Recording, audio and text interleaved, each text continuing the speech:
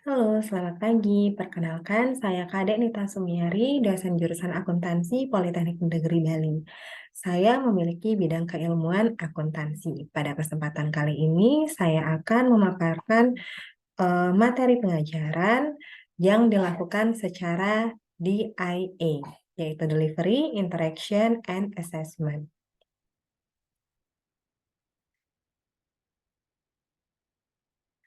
Salah satu mata kuliah yang saya ampu itu adalah pemeriksaan akuntansi 1 dengan bobot 3 SKS.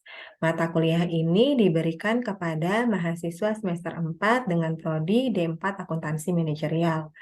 Mata kuliah pemeriksaan akuntansi 1 merupakan mata kuliah dasar pemeriksaan akuntansi yang mempelajari proses audit dari pra-penugasan, risk assessment, risk response, dan reporting atau penerbitan laporan auditor independen yang sesuai dengan standar audit yang disusun oleh Institut Akuntan Publik Indonesia atau yang biasa disingkat dengan IAPI.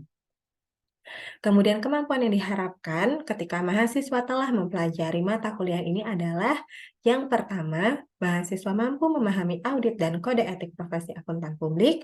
Yang kedua, mahasiswa mampu memahami proses auditing berbasis resiko dan standar audit yang berlaku.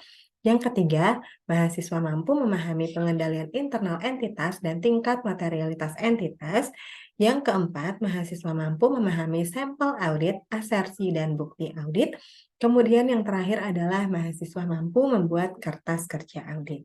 Sehingga materi pembelajaran yang diberikan pada mata kuliah ini adalah yang pertama mengenai jasa audit dan kode etik profesi akuntan publik.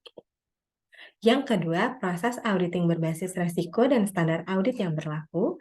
Yang ketiga, pengendalian internal entitas dan tingkat materialitas entitas. Yang keempat, sampel audit, asersi, dan bukti audit. Yang kelima adalah membuat kertas kerja audit. Untuk sistem pembelajaran dilakukan secara daring selama pandemi COVID-19, kemudian dilakukan secara hybrid dengan 50% luring dan 50% daring. Untuk metode pembelajaran bisa dilakukan dengan ceramah, kemudian dilakukan dengan presentasi secara berkelompok, dan terdapat diskusi kelompok. Kemudian pada saat perkuliahan, mahasiswa juga diberikan studi kasus untuk didiskusikan secara berkelompok. Kemudian untuk interaksi dengan mahasiswa dilakukan dengan sinkronus dan asinkronus, di mana sinkronus secara daring bisa melalui conference meeting atau Zoom. Interaksi bisa juga dilakukan dengan Mentimeter, kemudian evaluasi dilakukan dengan quizzes.com, kemudian bisa dilakukan juga melalui WhatsApp group. Kemudian sinkronus ini juga bisa dilakukan secara luring. Kemudian untuk asinkronus bisa dilakukan melalui classroom maupun e-learning Politeknik Negeri Bali. Berikut adalah dokumentasi metode pembelajaran yang telah dilakukan. Ini adalah dokumentasi dengan menggunakan Mentimeter, di mana mahasiswa ditanyakan mengenai suatu hal dan dijawab melalui Mentimeter ini. Kemudian ini adalah dokumentasi pada saat menggunakan Classroom. Jadi tugas maupun materi ajar ini diberikan melalui Classroom. Kemudian ini adalah dokumentasi quizzes. Jadi evaluasi dilakukan dengan menggunakan quizzes. Demikian dokumentasi selama pengajaran berlangsung. Berikut akan disampaikan mengenai perkuliahan akuntansi pemeriksaan 1 subbab pengendalian internal. Selamat menyaksikan. Oke, selamat pagi adik-adik. Pagi, Bu. Selamat pagi, Ibu. Ya, pada kesempatan kali ini kita akan membahas mengenai sistem pengendalian internal ya. Saya akan share screen.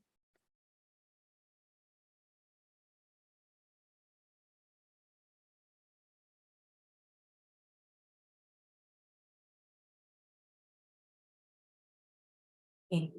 Jadi ini adalah pengertian dari pengendalian internal.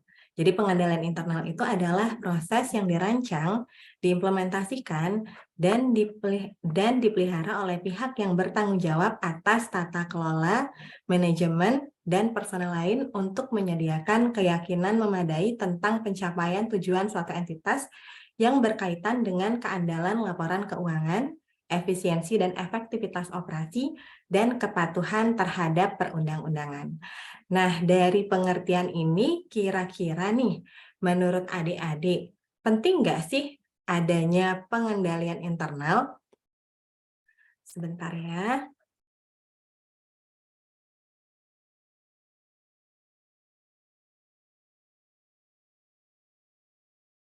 Oke,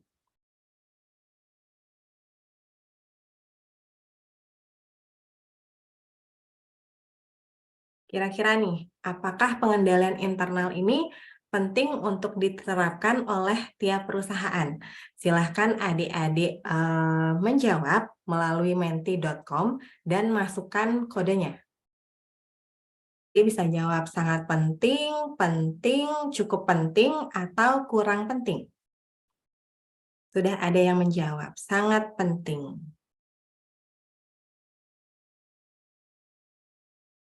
Penting. Oke, kebanyakan sepertinya menjawab sangat penting ya.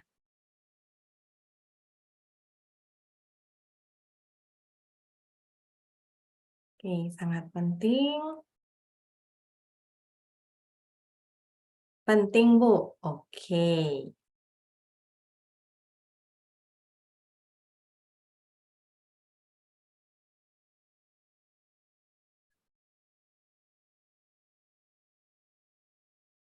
Oke, so far berarti pilihannya adalah sangat penting ya. Penting dan sangat penting. Oke, pertanyaan selanjutnya. Bentar. Bagaimana dampaknya apabila pengendalian internal ini tidak diterapkan? Meningkatkan resiko audit. Oke, resiko audit tinggi. Perusahaan kacau. Akan terjadi penyimpangan di perusahaan. Oke, terjadi penyimpangan.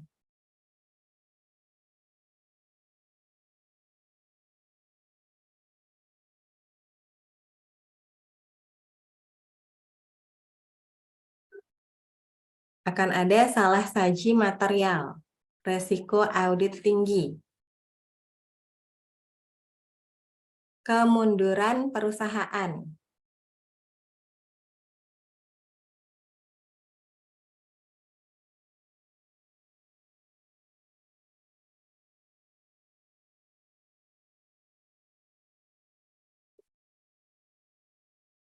Oke, jawaban terbanyak itu berarti resiko audit tinggi gitu ya.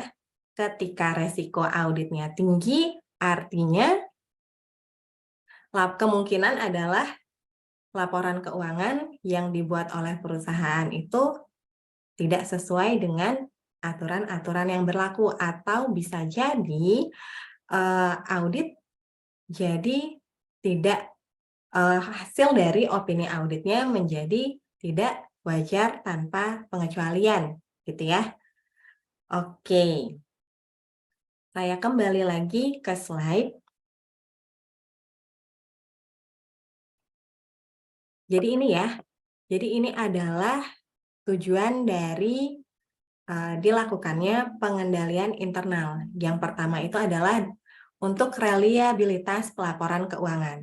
Jadi manajemen bertanggung jawab untuk menyiapkan laporan keuangan bagi pihak-pihak yang berkepentingan, baik itu investor, kreditor, dan pemakai lainnya. Kemudian tujuan yang kedua itu adalah efisiensi dan efektivitas dari operasi, yang mana pengendalian dalam perusahaan akan mendorong pemakaian sumber daya yang efisien dan efektif untuk mengoptimalkan sasaran-sasaran perusahaan. Kemudian tentu saja pengendalian internal ini bertujuan untuk taat pada hukum dan peraturan. Yang mana kalau kita buat laporan keuangan, itu pasti ada standar-standar yang berlaku. Jadi pengendalian internal ini mengarahkan kita untuk membuat laporan keuangan yang sesuai dengan standar-standar yang berlaku, gitu ya. Oke, kemudian ini adalah komponen dari pengendalian internal. Sudah pernah belajarkah tentang komponen pengendalian internal? Atau sudah lupa mungkin ya, saya refresh kembali bahwa komponen pengendalian internal ini meliputi lingkungan pengendalian. Lingkungan pengendalian ini merupakan dasar untuk semua komponen pengendalian internal yang menyediakan disiplin dan struktur. Yang bagaimana sih disebut dengan lingkungan pengendalian? Menurut adik-adik? Lingkungan pengendalian. Seperti apa ya yang dimaksud dengan lingkungan pengendalian dalam pengendalian internal?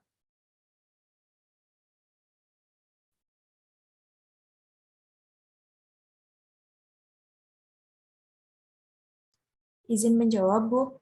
Lingkungan pengendalian itu mencakup suasana organisasi dan sikap manajemen serta karyawan terhadap pentingnya pengendalian yang ada di dalam organisasi.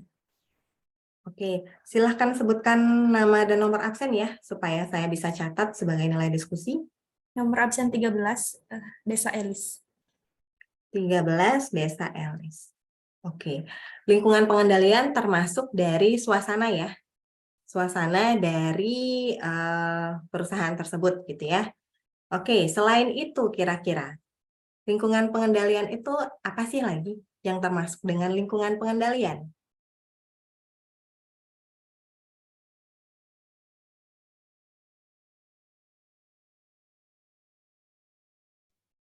Jadi yang disebutkan oleh desa itu sudah termasuk ya, termasuk dari lingkungan pengendalian, dan di mana yang termasuk dengan lingkungan pengendalian ini adalah meliputi dari struktur organisasi.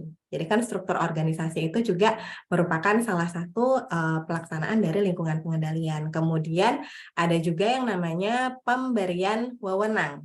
Jadi job description itu masing-masing dari jabatan itu termasuk dari lingkungan pengendalian.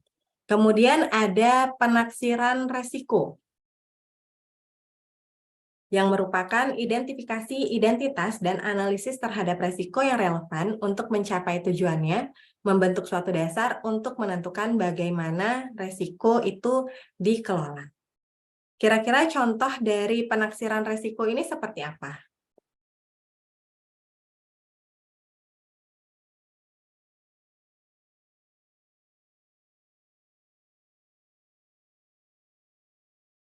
Contoh dari penaksiran resiko dalam komponen pengendalian internal.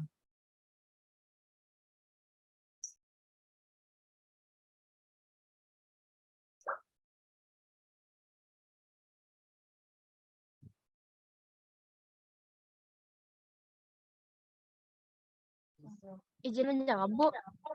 Silahkan, nomor absen. Saya Cynthia, absen 11.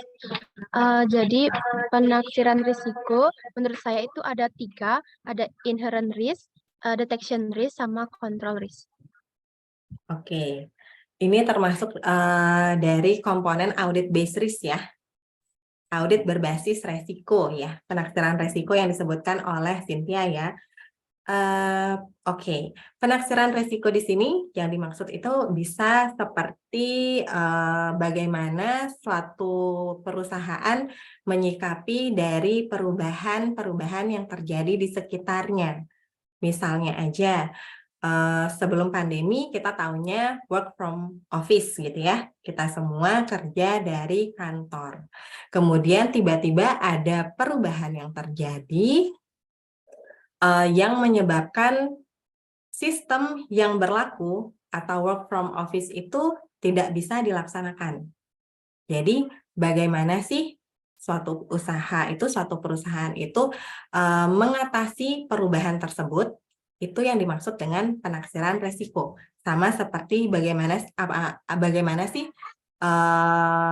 perusahaan menyikapi ketika menggunakan sistem yang berbeda pada saat membuat laporan keuangan. Itu yang dimaksud dengan penaksiran resiko di sini. Seperti itu ya. Kemudian yang ketiga ada aktivitas pengendalian, yang merupakan kebijakan dan prosedur yang membantu menjamin bahwa arahan manajemen dilaksanakan. Contohnya itu adalah dari segi pengolahan informasi. Ketika suatu perusahaan mengolah informasi yang menggunakan sistem atau aplikasi-aplikasi tertentu, tidak semua orang bisa mengakses semua hal yang ada pada sistem tersebut. Jadi misalnya nih, bagian pembelian, ya dia hanya bisa mengakses mengenai bagian pembelian saja. Bagian persediaan, dia hanya mengakses mengenai bagian persediaan saja. Itu yang dimaksud dengan aktivitas pengendalian. Kemudian ada informasi dan komunikasi, yang merupakan pengidentifikasian, penangkapan, dan pertukaran informasi dalam suatu bentuk dan waktu yang memungkinkan orang melaksanakan tanggung jawab mereka. Yang mana informasi dan komunikasi ini bisa tercantum pada laporan keuangan, yang mana laporan keuangan itu merupakan informasi yang dapat digunakan untuk mengambil suatu keputusan, gitu ya. Kemudian yang terakhir adalah pemantauan, yang merupakan proses yang menentukan kualitas kinerja pengendalian internal sepanjang waktu. Biasanya pemantauan ini dilakukan oleh audit internal. Jadi ada beberapa kantor yang punya jabatan, yang punya posisi yang dalam struktur organisasinya ada namanya audit internal. Biasanya pemantauan ini dilakukan oleh audit internal tersebut. Gitu ya. Kemudian dari kelima komponen pengendalian internal ini bisa adik-adik jadikan acuan skripsi suatu saat nanti ketika adik-adik akan membuat skripsi. Jadi misalnya nih, adik-adik PKL nanti di suatu perusahaan mungkin ya. Kemudian adik-adik melihat ada bentuk-bentuk dari pengendalian internal perusahaan tersebut yang menurut adik-adik kurang pas. Yang menurut adik-adik akan ada celah kecurangan yang terjadi di perusahaan tersebut, yang suatu saat bisa jadi akan merugikan perusahaan tersebut. Jadi adik-adik bisa telusuri bagaimana sih lingkungan pengendaliannya, bagaimana sih caranya mereka menaksir resiko, bagaimana aktivitas pengendaliannya, bagaimana informasi dan komunikasinya, bagaimana pemantauannya, dan adik-adik bisa berikan saran dari sana supaya pengendalian internal di perusahaan tersebut bisa menjadi lebih baik lagi, gitu ya. Kemudian saya lanjutkan ke pertanyaan, bagaimana hubungan pengendalian internal dengan ruang lingkup pemeriksaan?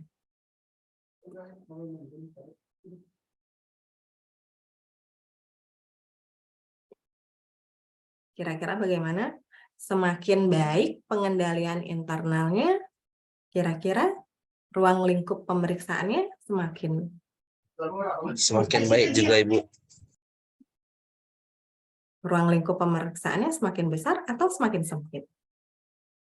Berbanding terbalik atau berbanding lurus? Berbanding terbalik. Siapa tadi yang jawab berbanding terbalik? Saya catat. Saya, Bu. Saya itu Absen 2. siapa ya? Absen 2 Absen dan 2. Mita ya? Iya, Bu. Mita. Oke, Mita absen 2. Oke, gimana Bu menurut teman-teman yang lain? Semakin baik pengendalian internalnya, skop pemeriksaannya bagaimana? Berbanding lurus atau berbanding terbalik? Tadi Mita menjawab berbanding terbalik ya. Teman-teman yang lain setuju? Setuju, Bu. Oke, setuju ya. Jadi ini ya, bisa kalian lihat pada gambar bahwa semakin rendah pengendalian internalnya, maka kesalahan atau ketidakakuratan atau kecurangan itu akan semakin tinggi, sehingga resiko auditor itu akan semakin tinggi, dan ruang lingkup pemeriksaan pun akan semakin luas, gitu ya. Sehingga pengendalian internal ini akan berbanding terbalik dengan ruang lingkup pemeriksaan. Jadi benar ya yang disebutkan oleh Mita tadi bahwa pengendalian internal itu berbanding terbalik dengan ruang lingkup atau skup pemeriksaan. Kemudian, bagaimana sih caranya auditor dapat melakukan pemahaman dan evaluasi terhadap pengendalian internal? Melalui apa? Jadi kan sebelum kita melakukan pemeriksaan, kita pasti harus mengetahui pengendalian internal dari entitas tersebut, gitu ya. Gimana sih caranya supaya auditor atau adik-adik itu tahu mengenai pengendalian internal yang dijalankan oleh perusahaan? Apa medianya?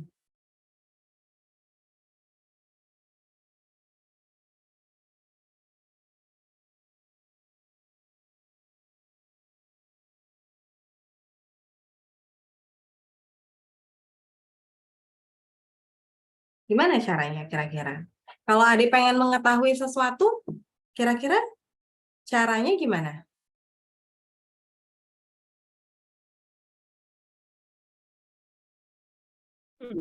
Wawancara dengan klien, Bu. Nama, nomor absen, jangan lupa sebutkan nama dan nomor absen ya, supaya bisa saya masukkan sebagai nilai diskusi. Nama saya Cynthia, Bu, absen 11. Oh, Cynthia lagi. Oke. Dengan melakukan wawancara gitu ya. Oke.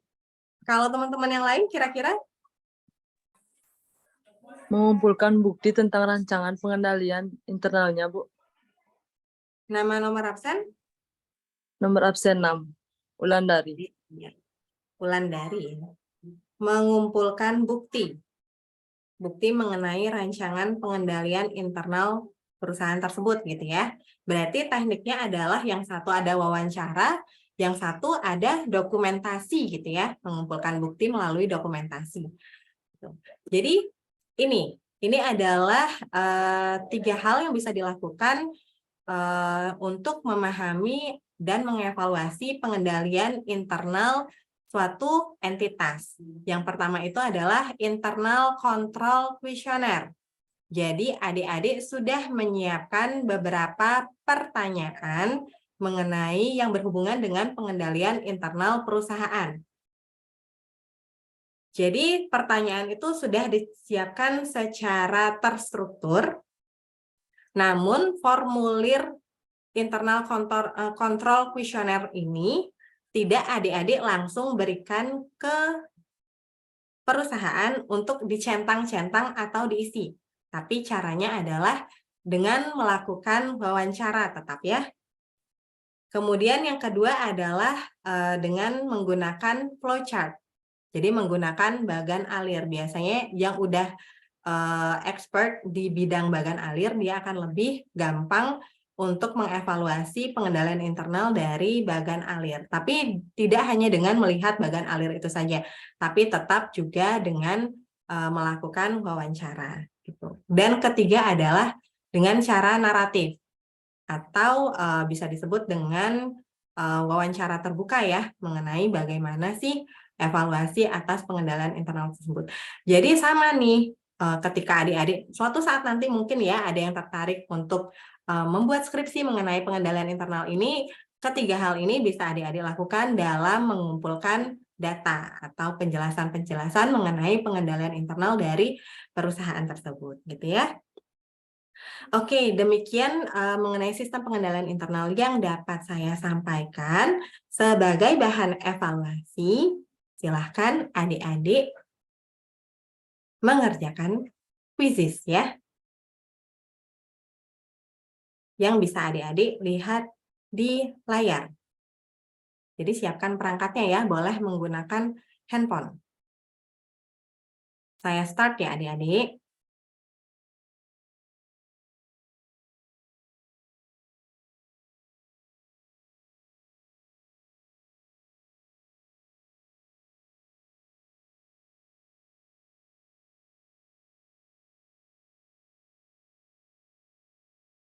Nanti di namanya silahkan menggunakan nomor absen dan nama ya. Silahkan ketik joinmyquiz.com, kemudian enter kodenya. Kodenya adalah 404436.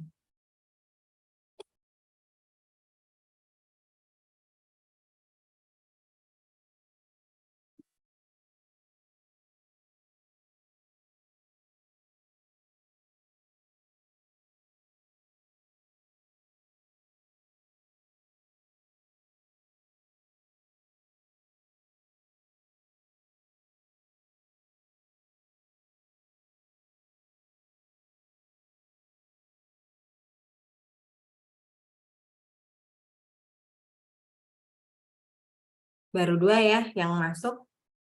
Saya tunggu.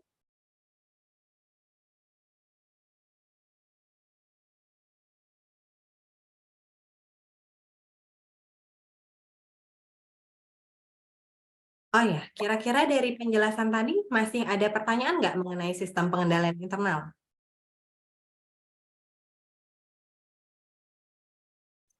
Belum ya? Sudah cukup jelas ya? Oke. Baru 7 orang yang join?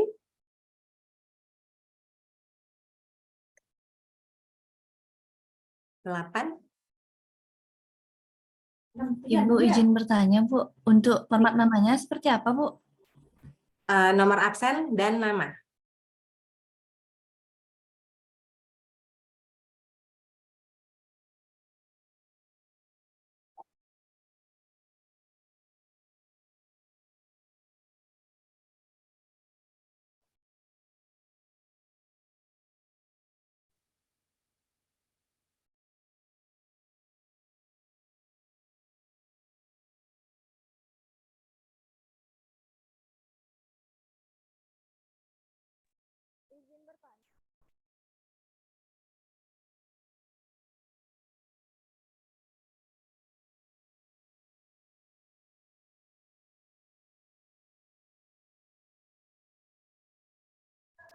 Izin bertanya, Ibu.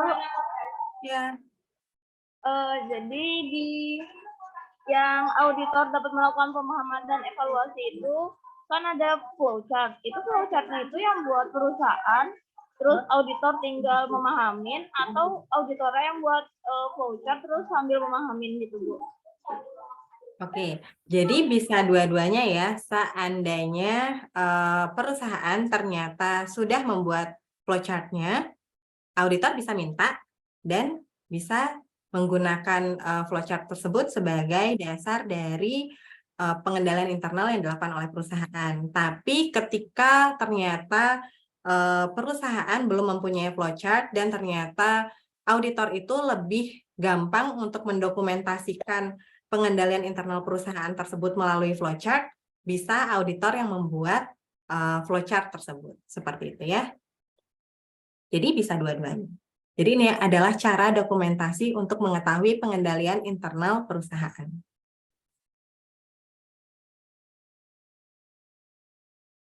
Karena udah 23, udah sebagian besar masuk, saya mulai ya. Selamat mengerjakan.